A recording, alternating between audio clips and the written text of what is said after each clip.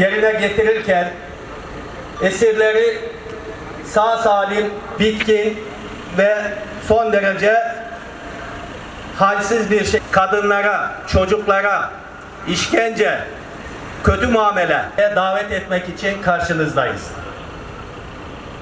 Olacağımızı ve Filistin halkının yanında olacağımızı ilan. Ateşkes anlaşmasından sonra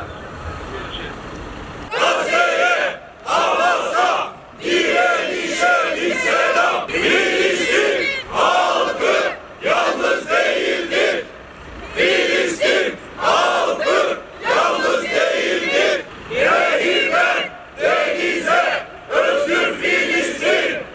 Nehirden denize özgür Filistin. Terörizme karşı küresel intifada. Terörizme karşı küresel intifada. Terörist İsrail, terörist ABD, terörist İsrail, terörist ABD. 7 Ekim 2023 Aksa Tufanı hareketinden sonra işgalci rejim İsrail'in hiçbir savaş hukukuna, uluslararası hiçbir sözleşmeye uymadan çoluk çocuk, sivil, kadın ayırt etmeksizin İsrail, Filistin'de ve Gazze'de katliamlarını, soykırımlarını devam ettirdi. Bizler de Ankara Filistin Dayanışma Platformu olarak 7 Ekim 2023'ten bugüne bu zulmün, bu işgalin ve soykırımın karşısında durmak için meydanlarda olmaya, İsrail'i ve işbirlikçilerini, hamisi Amerika Birleşik Devletleri'ni telin etmeye elimizden geldiği ölçüde devam ettik. Bugün Birleşmiş Milletler Güvenlik Kurulu kararlarını ve ateşkes anlaşması esnasında arabulucu olan devletleri, Amerika Birleşik Devletleri, Mısır, Katar ve Türkiye'yi arabulucu olan ve diğer devletleri yükümlülüklerini yerine getirmeye davet etmek için karşınızdayız. Bizler her ne şartta olursa olsun bu işin takipçisi olacağımızı ve Filistin halkının yanında olacağımızı ilan ediyoruz. Şimdi konuyla ilgili konuşmalarını yapmak üzere Ankara Filistin Dayanışma Platformu'ndan Peygamber Sevdalıları Derneği Yönetim Kurulu üyesi Mustafa Karataş Bey'i konuşmalarını yapmak üzere mikrofona davet ediyorum. Bismillahirrahmanirrahim. Şu durumlarda konuşabilmek bayağı bir zor bir mesele. Neden? Çünkü biz İslam medeniyetinin bu 1300 yılda, 1400 yılda oluşturduğu bir teşekkül vardır. Bir tarih bilinci vardır. O da nedir? Bizim medeniyetimizde facialar olduğunda, bizim medeniyetimizde yenilgiler yaşandığında bunlar konuşulmaz. Bunun yerine ne yapılır? Nahy anil münker gereği hazırlıklar yapılır. Zulmeden her kimse, hangi devletse, hangi rejimse, hangi güçse ona karşı Müslüman anne babalar çocuklarını hazırlar, Müslüman zenginler atlarını hazırlar, kadınlar bileziklerini verir ve cihat hazırlıkları başlar. Bizim medeniyetimizde ahu vah etme yoktur. Ne vardır? Zulme karşı zulmü ortadan kaldırabilmek için hazırlık yapmak vardır. Ama maalesef şu an şu 20. yüzyıl sonrasında, 20. yüzyıl sonrasında İslam medeniyetinin parçalanması, devletlerin bir türlü toparlanamamasından dolayı oluşan güç boşluğunu Siyonizm ve emperyalizm doldurmuştur. Bugün karşımızda tarihin her evresinde yaşadığımız şeyler yaşanıyor. Biz bugün Hazreti Musa'nın kavminin yaşadığı şeylerin aynısının Müslümanlara yaşatıldığını görüyoruz. Asimilasyon politikalarını görüyoruz. Yerinden edilmeyi görüyoruz. İşkenceyi görüyoruz. Kadınların, çocukların katledildiğini görüyoruz. Yani Hazreti Musa döneminde Firavun'un yaptıklarının aynısını bugün İsrail yapmaktadır. Keza baktığımızda iki medeniyetin İslam'a karşı birleştiğini görüyoruz. Bu kendi isimlendirmemle ifade edecek olursam bugün Firavun rejimi İsrail ile Roma İmparatorluğunu temsilen Amerika birleşmiş durumda. İslam'ın yükselişini durdurmaya çalışıyorlar.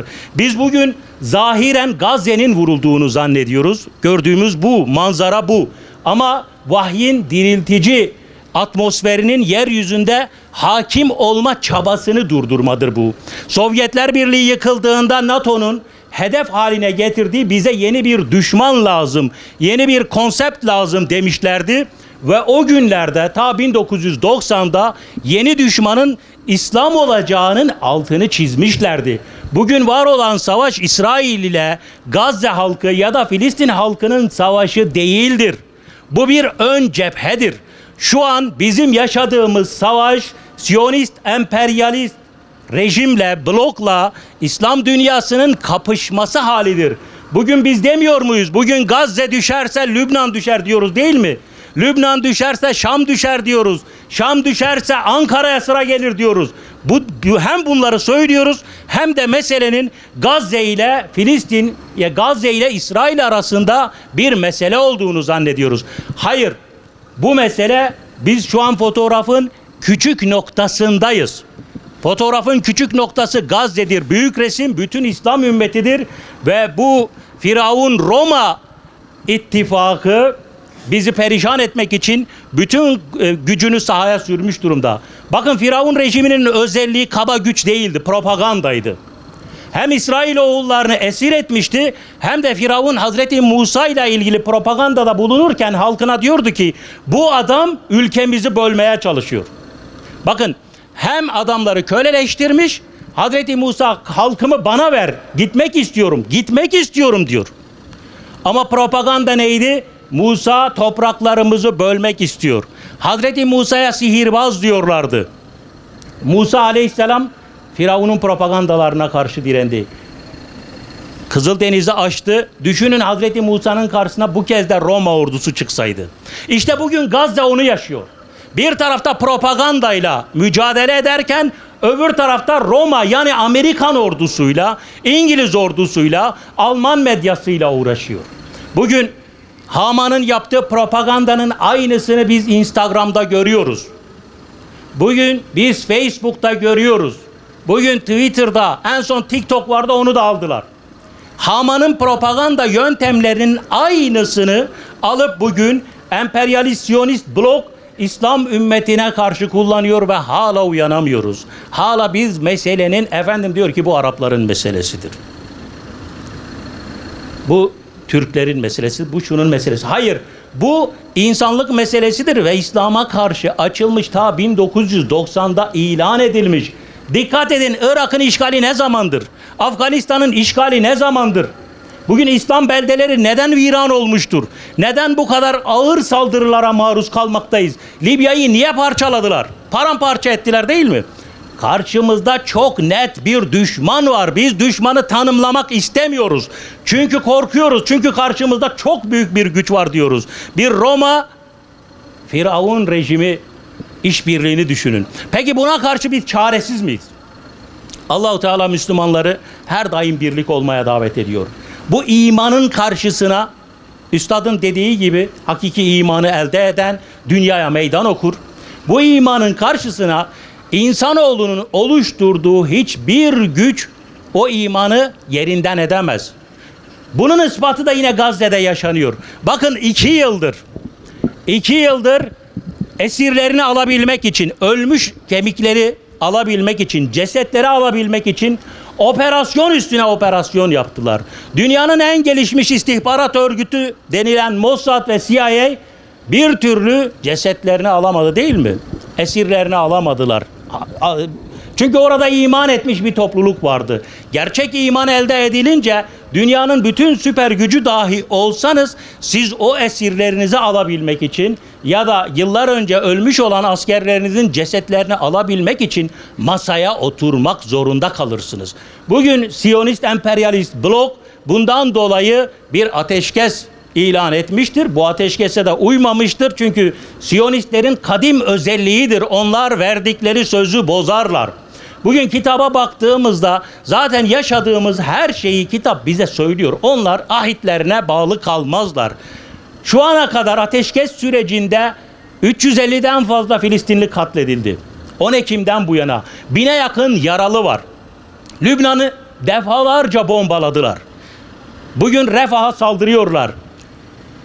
Hamas'a karşı sözde ateşkes, evet biz orada kanın durmasını elbette isteriz. Ama bizim ateşkesten kriterimiz şudur. Müslümanlar onurlu bir şekilde babalarından, atalarından miras kalan topraklarda egemen bir şekilde yaşayacaklar.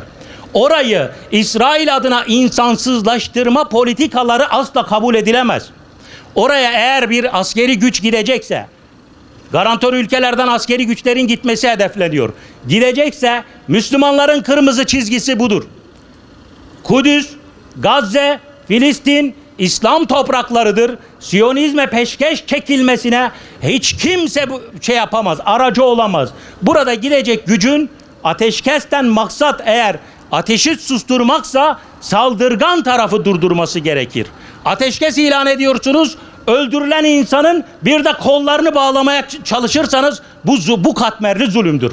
Bu asla kabul edilemez. Ateşkes masasında aslında orta ve uzun vadede hesaplar görüyoruz. Nedir orta vadedeki hesap? Gazze'deki birliğin dağıtılması meselesidir.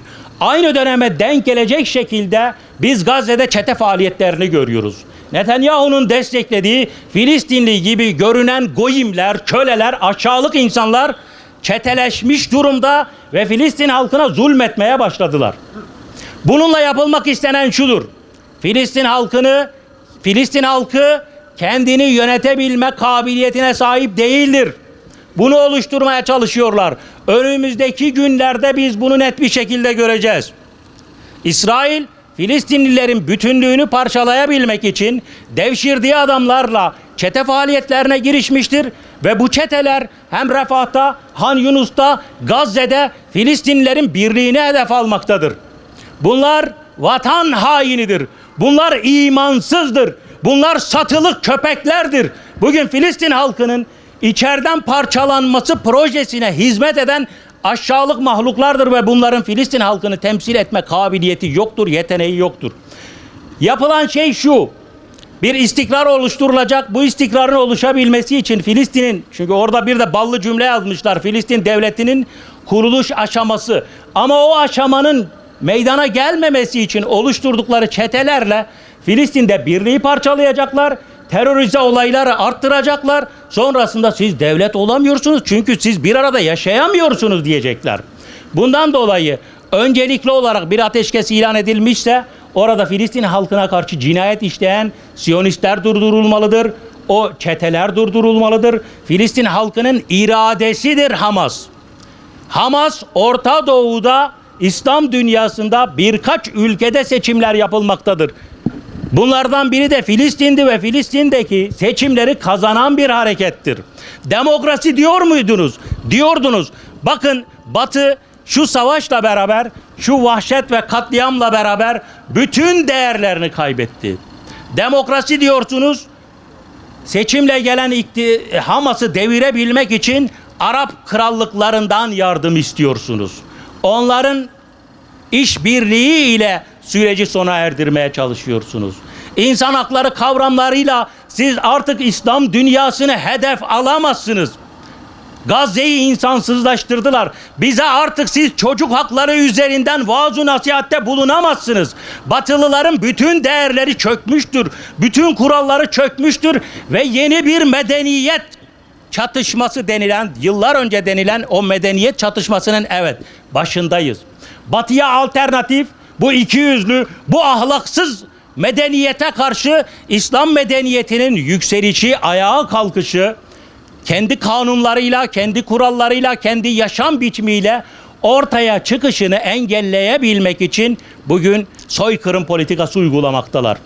Fakat nasıl ki Mekke'de Hazreti Muhammed'i durduramadılar, nasıl ki Mısır'da Hazreti Musa'yı durduramadılar, bugün de İslam medeniyetini durduramayacaklar.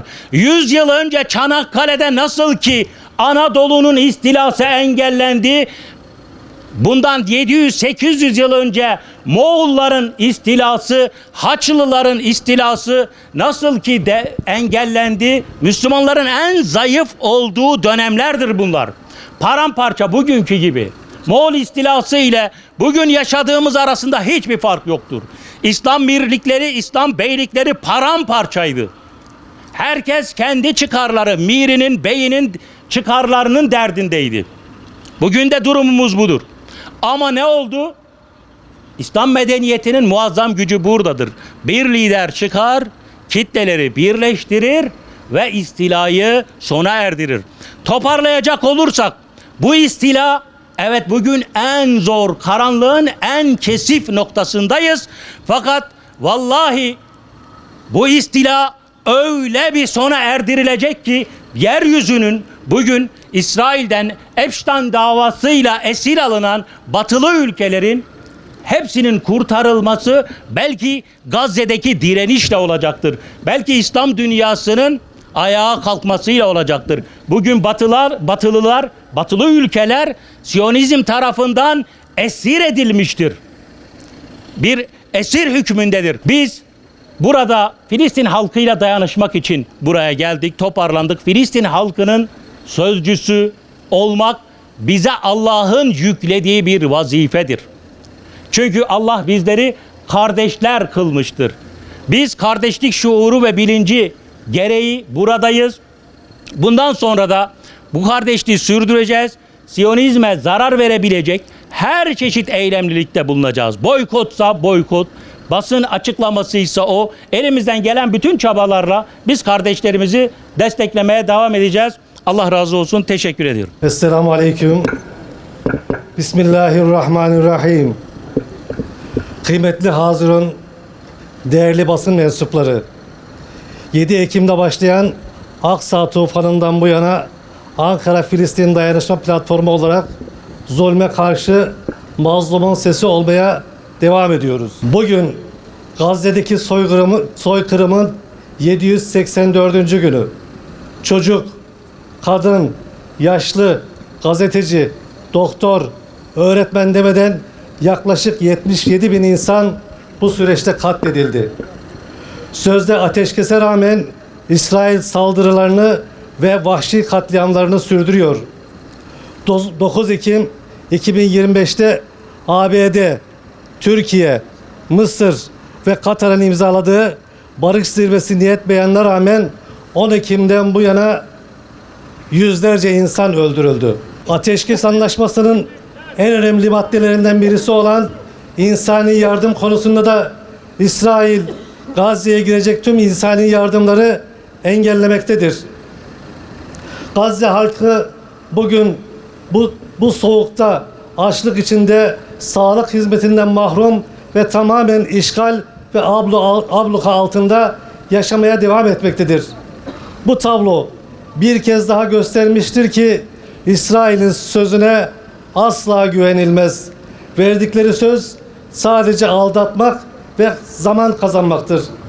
Bizler burada ABD Ankara Büyükelçiliği önünde ateşkese arabulucu olan devletlere sorumluluklarını yerine getirmeyi hatırlatıyor ve gereğinin yapılması konusunda kendilerinden gayret bekliyoruz. Kıymetli dostlar, Aksa tufanı Batı modernizminin ikiyüzlülüğünü ve ırkçı yüzünü açığa çıkarmıştır. Filistin direnişi, insanlığa Allah'ın kudretini ve adaletin er geç gelip tecelli edeceğini hatırlatmıştır. Demokrasi, insan hakları ve özgürlük söylemleriyle dünyaya ders verenler bugün Gazze'de tüm değerlerini açıkça çiğnemişlerdir. Gazze direnişi, Birleşmiş Milletler gibi güvenilirliğini kaybeden kurumların çöküşünü de açıkça ortaya koymuştur. Birleşmiş Milletler Güvenlik Konseyi'nin 2803 sayılı kararı İsrail'in savaşta elde edemediğini masada kazandırma girişimidir. Bu karar insani değil, Siyonizm ve emperyalizm lehine siyasi bir tercihtir. Hamas'ın bu karara yönelik uyarısı nettir. Gazze'ye uluslararası vesayet dayatılmakta, direniş silahsızlandırılması istenmekte ve bu da Gazze'ye yerleştirilmek istenen güvenlik gücünün işgalin bir parçası haline getirmektedir. Bizim duruşumuz Gazze halkının yanıdır. Biz de bu kararı reddediyoruz. Bu karar çözüm değil, yeni krizlerin kapısıdır. İslam ülkeleri kardeşlerini kime teslim etmeye hazırlanmaktadır? Soruyorum, Bosna'da yaşananlar ne çabuk unutuldu. Başta ülkemiz olmak üzere tüm İslam alemini Filistin halkının kabul edebileceği bir düzenleme için sorumluluk almaya çağırıyoruz. Kıymetli dostlar, Siyonistlerin hayali açıktır. Hamassız Gazze, silahsızlandırılmış bir Filistin. Kendileri her türlü silaha sahip olacak, Filistin halkı ise taş ve sapanla mücadele edecek. Bunu hiçbir akıl sahibi kabul edemez. Silahsızlandırılması gereken Filistin'e, Lübnan'a, İran'a, Suriye'ye saldırılarını sürdüren ve her geçen gün artıran Siyonist İsrail'dir. Biz Filistin halkını koruyacak bir barış gücüne evet, İsrail'in çıkarlarına çalışacak her girişime hayır diyoruz. Uluslararası toplumu soykırımı durdurmaya, işgali sonlandırmaya, Gazze'yi yeniden inşa etmeye, Filistin halkının kendi kaderini tayin hakkını ve başkenti Kudüs olan bağımsız devletini desteklemeye çağırıyoruz. Kıymetli dostlar, şu anda burada Amerika Birleşik Devletleri Büyükelçiliği önünde şunu da ifade etmek isterim ki tüm değerlerin yitirildiği, gücün tek belirleyici hale geldiği bir dönemden geçiyoruz. ABD'nin son olarak Venezuela'yı kendi uydurduğu gerekçelerle işgal etmekle tehdit etmesi ve Maduro'yu da terörist ilan etmesi bunun en açık göstergesidir. Bu tutumun hiçbir hukuki ve ahlaki temeli yoktur. Kural tanımamazlıktır. Bütün bu gayri hukuki tutumlar maşeri vicdanda er geç mutlaka en güzel karşılığı bulacaktır. Kıymetli basın mensupları ve kıymetli kardeşlerim, Aksa tufanı tarihi bir kırılma noktasını ifade etmektedir. Bu şanlı kıyam Avrupa'da, Amerika'da, Asya'da, Afrika'da ezilen halklara farklı bir dünyanın olabileceği umudunu aşılamıştır. Emperyalizmin ve dünyayı bir ahtapot gibi saran Siyonizmin yenilebileceğini göstermiştir. Küresel hegemonya karşısında adalet arayan tüm muhaliflere ilham kaynağı olmuştur. Gazze halkı küresel intifada ateşinin alevlenmesi için büyük bedeller ödemiştir.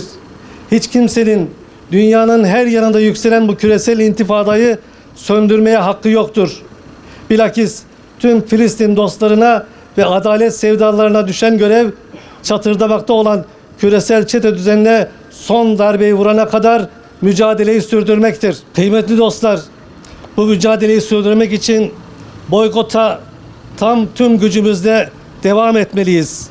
İsrail'le normalleşmeye kesin bir dille hayır demeliyiz. İsrail ve destekçilerinin soykırım ve savaş suçları olarak cezalandırmalarını sağlamalıyız. ABD ve İsrail yayılmacılığına karşı hakiki ittifaklar kurmalıyız. Dünyayı talan eden bu sömürgeci güçlere taşeronluk yapan yönetimlerin asla bir geleceklerinin olmayacağını onlara net bir duruşla hissettirmeliyiz ve göstermeliyiz. Ve son sözümüz, yaşasın nehirden denize özgür Filistin, yaşasın Filistin halkının onurlu duruşu, kahrolsun Siyonist soykırımcı İsrail ve onun iki yüzlü destekçileri. Ankara Filistin Dayanışma Platformu. Tekbir! Allahu Ekber! Değerli dostlar, bizler Birleşmiş Milletler Genel Kurulu kararı olan bu kararı reddediyor. Bu kararın Gazze'yi diplomatik olarak bir işgal projesi olduğunu ilan ediyoruz. Şimdi bizleri kameraya çeken bazıları var. Buna rağmen katil ABD, katil İsrail. Katil ABD, katil İsrail. Katil ABD, katil İsrail. Şöyle dönelim, net çeksinler madem öyle. Brandayı öbür tarafa doğru. Evet, gelin arkadaşlar. Brandanın arkasına, brandayı görsünler. Kayıt alıyorlar madem, alsınlar. İşte burası katillerin yurdu.